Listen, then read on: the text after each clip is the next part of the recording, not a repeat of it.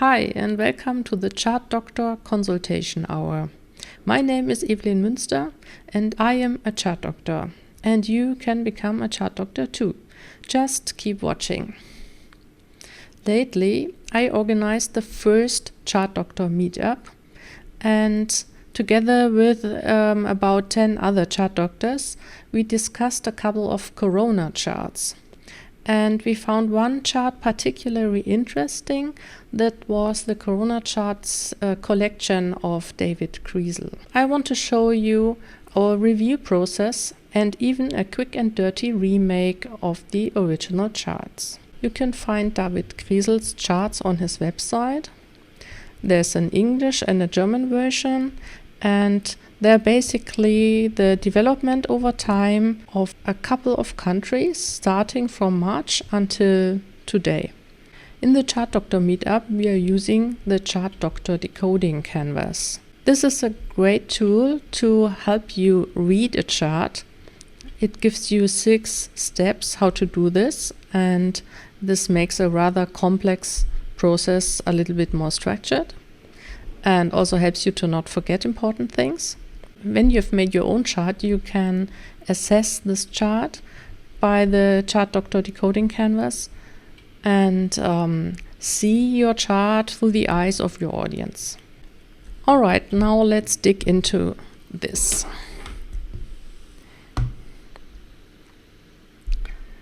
Step number 1. Thinking fast. What jumps into your eyes at the first glance? So when I'm looking at the chart, the first thing I see is this huge green area here. And intuitively, without looking at an axis, I assume that this is a development over time, right? From left to right. And the first intuition that I have is this is something green and it's growing, so it must be good. Don't know what your first intuition is when you look at this chart. I'd like to know it, so please write it in the comments. Why are we doing this? Because people tend to think fast. When they look at your chart, they don't start reading the headline and the axis and the legend and think about it. First, it's a first impression, and this is very quick, and you always need to check that this impression aligns with the message that you want to tell them, right? Okay, step number 2, crack translation key. Okay, so let's dive into it. First, the headline. Cumulated view. Germany as of 2020-05-25. So this was the day when I made the screenshot.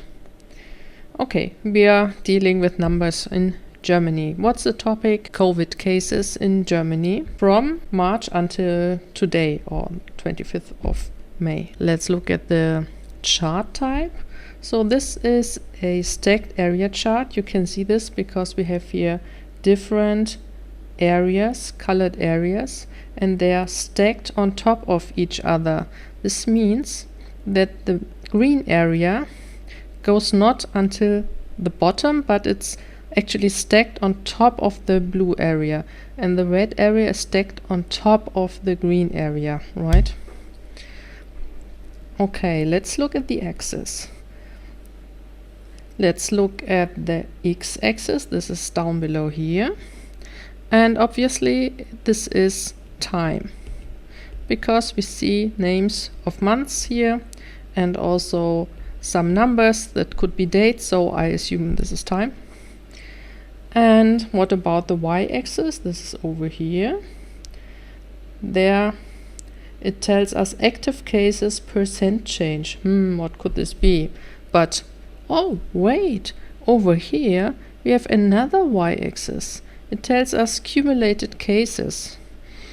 Okay, so we have a dual axis here. So which areas and lines go to what axis? Let's look at the legend. The first legend is on the left. Active cases, recoveries, deaths in 3 different colors.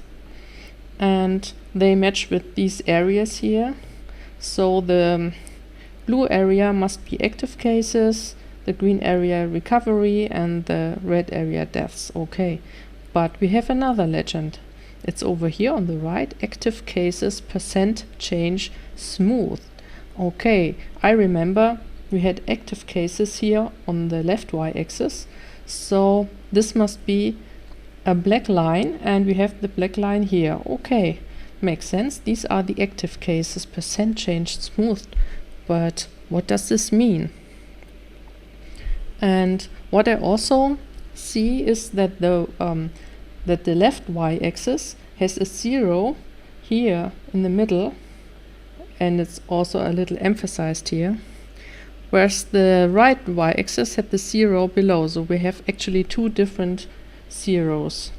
This is a little bit a puzzle, or a little bit tricky to figure out which belongs to which, but finally we've done it.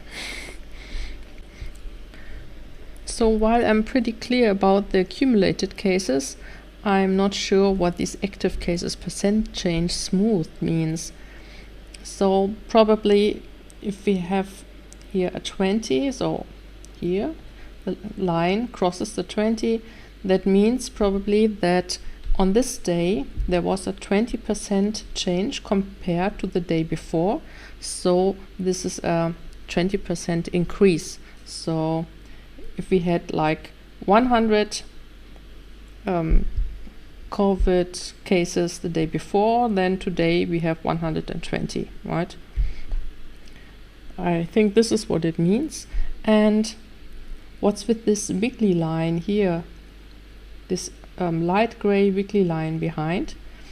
I think this is the actual active cases percent change, and the dark line is the smooth line. So what does smooth means? For your intuition, this simply means it is smoothed out to let you see a long-term trend and not getting distracted by those wiggles and variations here, right? Step 3, identify data. Now we have cracked the translation key and we can look at the data that is displayed in this chart.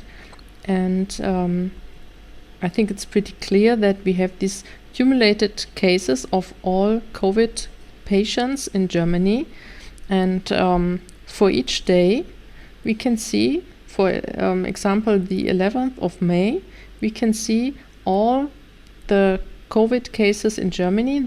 This is around here 157,000, and they are divided into 3 parts: those that have sadly died, those that have recovered, and those that are still ill. So this makes sense to me, and also it makes sense that they are stacked because they sum up to 100%. 100%.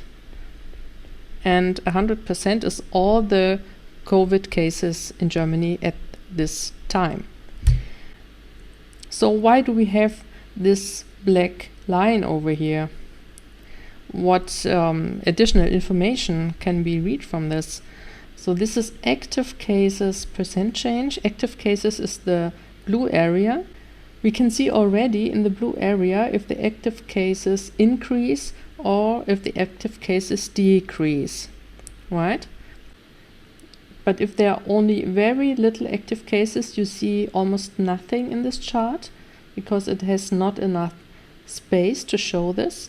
And this is where this line comes in, because it clearly shows you that there was a lot of things happening at the beginning where you couldn't see anything, but actually here we had the highest growth rates, and the growth rate goes down and down, and this is what we want to have. We want to have it below 0. And this is why the 0 line is highlighted here, because here we can see clearly, are we above 0 or below 0.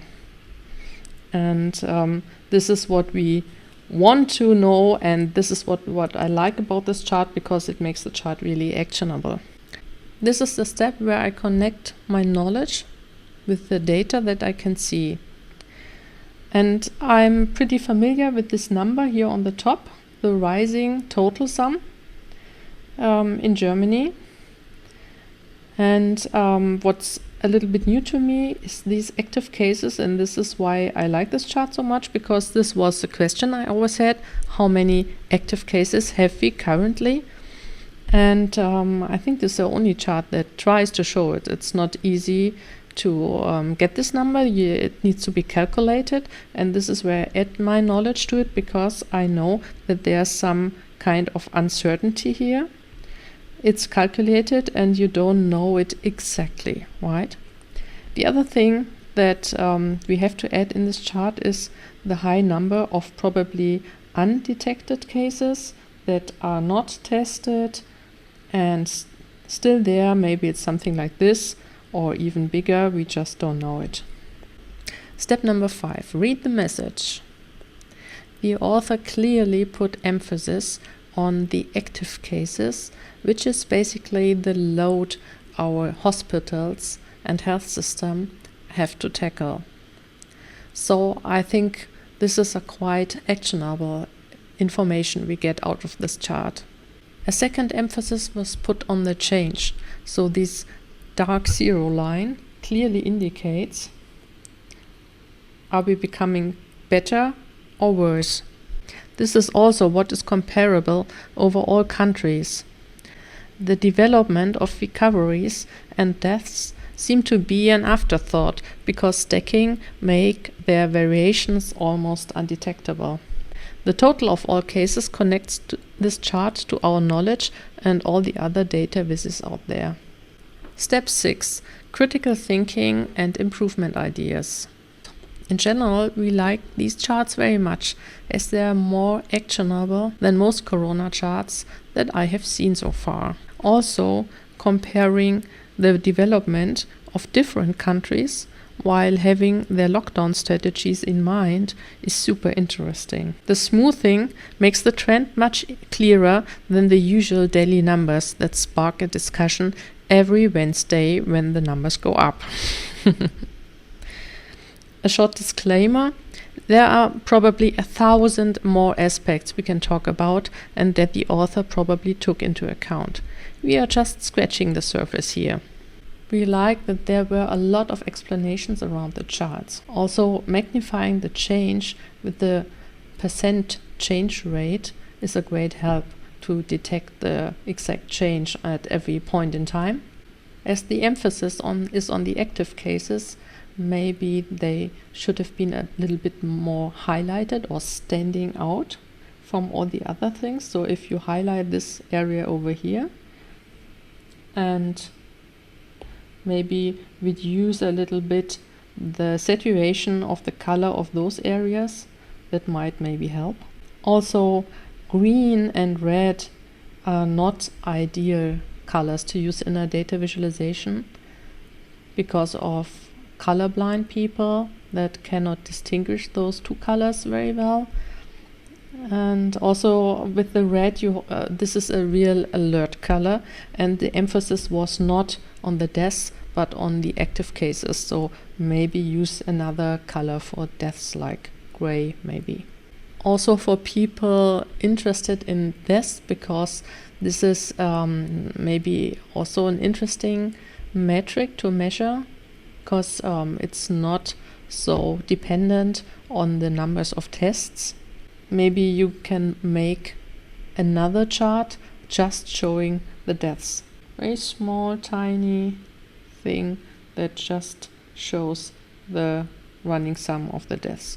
So you know already that we had a little bit trouble with the dual axis. We found that it's a puzzle and difficult to read at first, and we suggest to actually pull out the active cases change rate and make an extra chart of it above or below with the same time range and just one y-axis, and then it's one zero line, and then it's super easy to read. So another issue we found is when scrolling down and comparing those lots of different countries, and I think this is amazing to see this comparison and to match the development of each country with everything that you know about the politics, the strategies, their health care system structures, and so on, with what's actually going on and the number of active cases. So I found this really great. But when scrolling down the page, it was always difficult or misleading, because I kept comparing those numbers, and I always had to look at the exact values here on the y-axis to see, oh, this is 1.6 million and this is over here is only 230k and so on. Those are vastly varying numbers, and you always forget this when comparing those countries. I know that David's intent was, because he wrote it, that he rather wants to let people dig deeper into each country's numbers. Because of different test strategies, you just cannot compare the whole numbers. I know this, but we do it anyway, and maybe it would make sense to show the total numbers as percent of the population, so this would make it a little bit more comparable. Then the active cases percent change is a highly abstract concept, and maybe it needs a little bit more explanation somewhere in the chart or in the text. Philip Koitek very quickly draw a sketch of all our ideas we had and posted it in the meetup, and this is what you see here. First, the idea to pull out the percent changes line and don't have a dual axis chart but put it here on the top. The second one was normalize the y-axis over here and show percent of population instead of total numbers to make the countries more comparable. And the third thing is that maybe show the accumulated numbers of today more prominent, not hidden in the legend, but here on the right. Maybe a thing is we notice that the y-axis doesn't always start at the same date.